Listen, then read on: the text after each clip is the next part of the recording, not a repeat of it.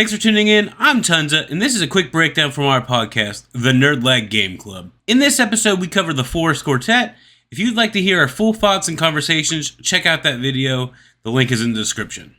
Welcome to the Nerd Lag Game Club podcast, a video game podcast where we all play the same game and then we talk about it. I'm Corey, and I'm joined by 4 party members today. Lauren. Hey. Tunza. What's up? Danboy. Hello. And Hipker. Hey. In this episode of the Game Club, we're helping our bandmates overcome their mental health issues as we play through the Forest Quartet. This was our short game for the month of January. The Forest Quartet was released on December 8th, 2022 on PS4, PS5, PC, and then later on it released for the Nintendo Switch. The Forest Quartet was developed by Mads and Friends and published by Bedtime Digital Games. This is Mads and Friends' only game, but it has been stated that another game is in development. I'm going to give a quick summary of the story to the game, but before that I want to give the spoiler warning, and I would recommend playing the Forest Quartet before listening to the episode. In the Forest Quartet, we play as Nina, the lead singer of a jazz band called the Forest Quartet, who has sadly recently passed away after battling an illness. The remaining trio has announced a final tribute concert to her that will take place in the forest where they all live. However, the isolation and grief of the members has gotten the better of the 3, so by using Nina's spirit, we have to resolve their mental health issues, which manifest in various forms. The pianist Kirk is battling depression, the bassist Jean-Baptiste, or JB, suffers from anxiety, and the drummer Sebastian has anger issues. That's all I really want to talk about for story at the moment. We'll touch on more of that later. But for now, I'm going to throw it over to Tunzo, where he's going to talk about gameplay and mechanics for the Forest Quartet. Okay, I'm not really sure how to start with this, because you said now you want to go with the story later. But you use puzzle elements to solve each one of the band members' crises or mental health problems, however you want to phrase it. The beginning, you kind of have like an engine-esque like puzzle solving by picking up items and placing them where they need to be. The next one's about connecting light strings of light, and the other one's going through tubes and putting out fires with water. Do we want to get in depth about like what each puzzle is, or you want to go through the story that way? We can just kind of talk about it a little later on. I just feel like, that's mechanics. It's a puzzle game in kind of its simplest form. I wouldn't think any of them are drastically difficult by any means. They're sort of like, they're kind of like stepping stones to advance the story along. So I didn't think any of them were overly challenging, but you're picking up different pieces and lighting up things, and it's all around the puzzle mechanic and then just kind of moving around as Nina's spirit outside of that. I think that's about it. Do you guys have anything else for gameplay? No, it was very simple for the gameplay. Yeah. All right, so for now, we'll put a pin in the story, like I said, and we're going to go over to Lauren, where she's going to talk about the art design for the Forest Quartet. Smaller games like this, I have a hard time finding stuff, but Mads, and I'm sorry if I butcher this last name, Vadsholt, main person that made it, obviously, he did a lot of the game design too. He ended up hiring some people for the character animations, and it seems like quite a few of them went to the same school that he did at a animation workshop. A lot of them do just kind of your basic, I've worked here and I do a little bit of character animation. I've worked on commercials, a lot of stuff like where they live. But the art style is dark and gloomy for the forest, but they do a good job with all the main characters more of a glowing light, and then you're lighting up street lights. Some of the puzzles have lights in them too. I don't really know how to explain it without going into details on story mechanics, but I would say a lot of like dark and gloomy for the forest. Also has Blood. what?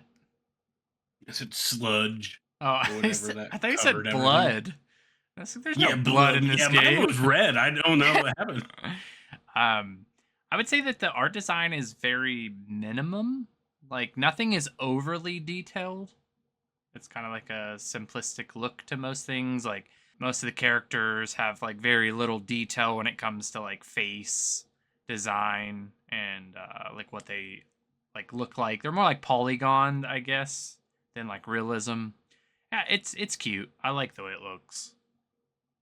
Same. Are you good for art then, Lauren? We'll move on to music. Yeah. All right, so now we're going to move on to sound design and music for the Forest Quartet, and Dan is going to tell us about that. I don't even know where to start because everything is basically music in this game. That's like the big thing with it. Is Mads Vadshol, I think is how his name's pronounced. I don't know. His dad is the one that composed all the music, and then it's kind of a family-made project, like the entire game. Well, I guess, but the guy's sister is the one that voices Nina. I guess he got people from this band. Where did I just write this at? DR Big Band, Danish radio. They helped make some stuff. Like they are the ones that do some of the music playing, like the piano, I don't remember what other instrument, the drums, bass. Yeah, Caspar, which is Mad's dad, does double bass. Henrik Gund does the piano. Martin Maretti Anderson does the drums, and then Klaus Wadlow does the saxophone. Yeah, from my understanding, because I don't know if this is kind of what you wanted to cover. I don't know what you wanted to cover with the story, but the project itself was kind of brought up from his mom passing, which she was not an actress. She was a singer, and the main song that they do at the end for the credits, that I think was her song. I mean, it makes sense. Like the whole game is a passion project, essentially. Yeah. Lauren had read like, was that the Reddit post that he was part of, Lauren? Yes. Yeah, I think so. Where he was talking about all that, being tied into like his mom having cancer and passing away from it, and he kind of used her as the inspiration behind the game itself. Yeah. And it was just like he used that, I don't know if inspiration is the right word, but he used it to push through it when people told him that it was a waste of time. So that was kind of neat. Just like the whole story behind like the game itself is very good. But I love the sound effects throughout the game, like the background music, just the kind of the noises when you're like just running around tapping like the X button or the E button, and it just like makes like that, I don't know, like you're like beating on a drum. Tap your or fingers. something. Yeah. Yep. So overall, I think the sound design is very good in this game for what it is, and Yeah, I like the song at the end. I thought it was good. Yeah. I saw that in 2023 the game won some award. I don't remember exactly what it was. It was like, hold on, where was this? Blah, blah, blah, blah, blah. Excellence in Audio Award at the 2023 Independent Games Festival. I could see that. It was good. The sound design's Yeah. overall really good in the game. I seen on their website that they won quite a few awards for audio. Like at the Game Audio Awards, they won like audience favorite. At another one, they won best audio and best visuals. Like it seems like that's like a big thing is the awards for the sound. All right, so now we'll see how long it took each one of us to complete the game. Starting with Dan, how long did it take you to complete Hi. the game? That's me. 59 minutes. Speedrunner. I know. Yeah, speedrunner. Speedrunner. Hit. Mine was a little bit slower than it would have been, but 67 minutes. Okay. Speedrunner. Nice. Hey, that was with me stopping on the main menu to set up my recording and stopping on the main menu after I beat the game to talk after I finished it. Yeah, mine is a bit longer. It's 78 minutes, but I went through the whole intro where like the guy is talking in Dutch. Oh, same. I didn't skip anything. So what ended up happening is I went through that whole thing, started moving with her, and I was like, oh, maybe I put it in the wrong language. So then I went back to the main menu, and then I had to go back through it again because that's not considered a save point yet. As I see, I started it, realized it was a cutscene at the beginning, so I went back and restarted the game so I could have the opening in the video. Oh, okay. Lauren, how long did it take you? 72 minutes. Okay, Whoa. so Speedrunner. a little shorter than me. And then Tunza and myself had the same exact time. Yeah. Yeah. He did that 78 on minutes. purpose. Yeah, Yeah, I perfectly timed it while I was cooking my food. Yeah, he kept a little timer next to him. Yeah, I set the Steam Deck down and was like, I gotta stir this pasta. He said, I'm at 75 minutes. Corey's at 78 minutes. I'll just leave it on for 3 more minutes and I'll turn it off. And be like, oh, it's weird how we have the same time. Oh, what a coincidence. Just We're obsessed with you. We're so much alike. I wanted Like the this same so person. bad. All right. So each episode we go around and we find out if we would recommend the game we're playing and why or why not. So starting with Lauren, would you recommend this game and why or why not? Would definitely recommend it. I really liked it. I thought the music was really good. I thought the conclusion was good.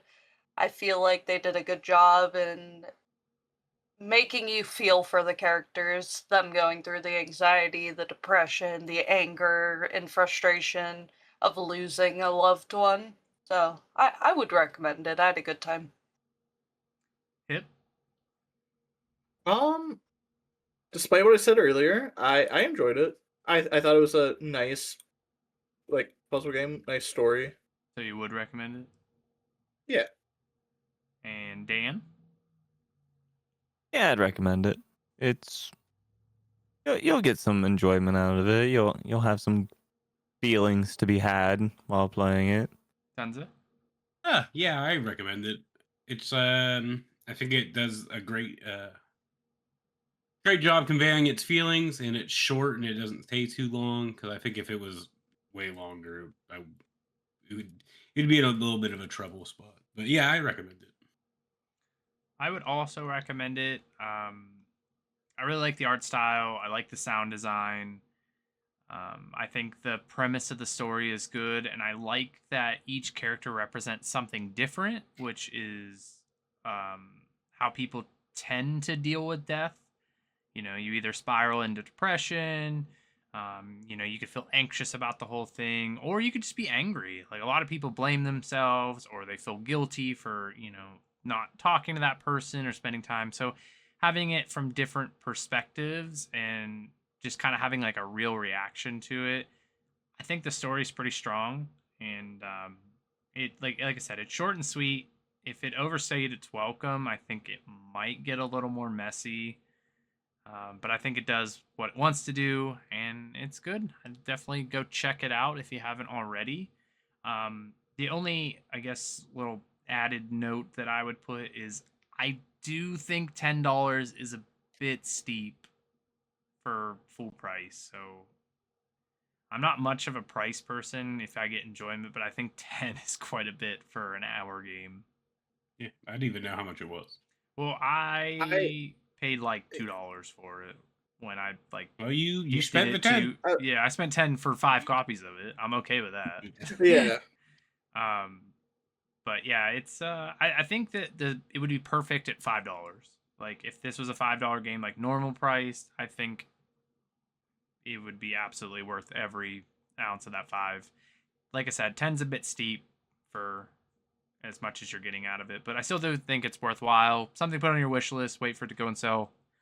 And it's one little session game for sure. If you don't finish in one session, I don't know what you're doing. Yeah, I don't we live a very busy Yeah. life. All right. So we'd love to know. And until then, I will see you in the next one. Peace. Bye bye. Later.